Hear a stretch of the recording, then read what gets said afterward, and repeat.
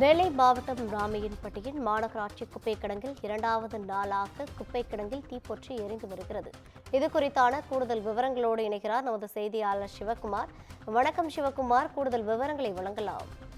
அதாவது நெல்லை மாநகராட்சிக்கு உட்பட்ட 55 வார்டுகளில் உள்ள குப்பைகள் பிரிக்கப்பட்டு மாநகரோட புறநகர் பகுதியான ராமையன்பட்டி அப்படிங்கிற பகுதியில ஏறத்தாழ 1000 ஏக்கர் பரப்பளவுல உள்ள ஒரு குப்பை கிடங்குல சேகரிச்சுட்டு இருக்காங்க. இங்க மக்கும் குப்பை, மக்காத குப்பை அப்படின்னு சொல்லி 2 வகையாக பிரிக்கப்பட்டு அதன் அடிப்படையில இங்கிருந்து மறுசுழற்சி செய்யப்படுவதும் அதே மாதிரி இங்கிருந்து சம்பந்தமா கழிக்கப்படுறதும் நடக்கிறது வழக்கம்.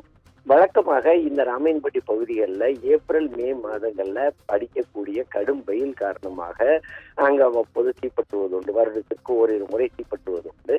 ஆனா நேற்று மதியம் ஒரு 3 மணி அளவுல அங்க ஏற்பட்ட தீ விபத்தானது தற்போது 2வது தற்போது வரை தொடர்ந்துட்டு இருக்குது. 100 ஏக்கர், அதாவது 1000 ஏக்கர் பரப்பளவில் அமைந்திருக்கிற இந்த குப்பை கிடங்குல உள்ள தீ தற்போது மிகவும் மளமளவென பற்றி எரிந்து வருகிறது.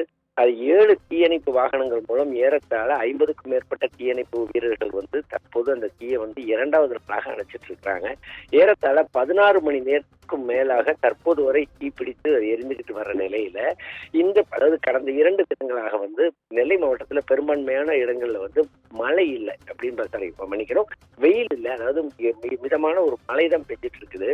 இந்நிலையில அந்த ராமையன்பட்டி பகுதிகளில் தீ பிடிக்கிறதுக்கு உண்டான வாய்ப்புகள் மிக மிக குறைவாக உள்ள பட்சத்துல சமூக விரோதிகள் யாரேனும் தீயை குளிச்சுட்டு போனாங்களா அல்லது வேற என்ன காரணத்துக்காக இந்த மாதிரி தீ பிடிச்சது உள்ளிட்ட பல்வேறு காரணங்களை மாநகராட்சி தரப்புலையும் போலீசார் தரப்புலையும் தற்போது அது குறித்து விசாரணை பண்ணிக்கிட்டு இருக்கிறாங்க.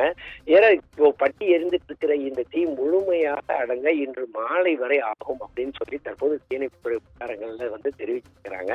இதனால பாத்தீங்கன்னா நெல்லை மாநகர் பகுதியில நிறைய இடங்கள்ல புகைமூட்டம் தான் காணப்படுது. ஏறத்தாழ 30 கிலோமீட்டர் தூரத்துல உள்ள பகுதிகளிலையும் தற்போது இந்த புகையோட தாக்கமானது வெளியே தெரிய வரக்கூடிய நிலையில ராமையன்பட்டி, மானூர், ரஸ்தா உள்ளிட்ட அதை சுற்று வட்டாரம் அமைந்துள்ள கிராமங்கள்ல பல்வேறு பகுதிகளில் தற்போது அந்த மக்களுக்கு மூச்சு திணறல் ஏற்படக்கூடிய ஒரு சூழ்நிலை தற்போது உருவாகி இருக்குது. மாவட்ட நிர்வாகம் உடனடியாக இது குறித்து கண்டுகிட்டு அதன் அடிப்படையில அங்குள்ள மக்களுக்கு போதிய அளவுக்கு அது உதவிகள் செய்யணும் அப்படிங்கிறது அங்குள்ள பலரோட கோரிக்கையா இருக்குது. ரவீந்திரன், கூடுதல் விவரங்களை வழங்கியமைக்காக நன்றி சிவகுமார்.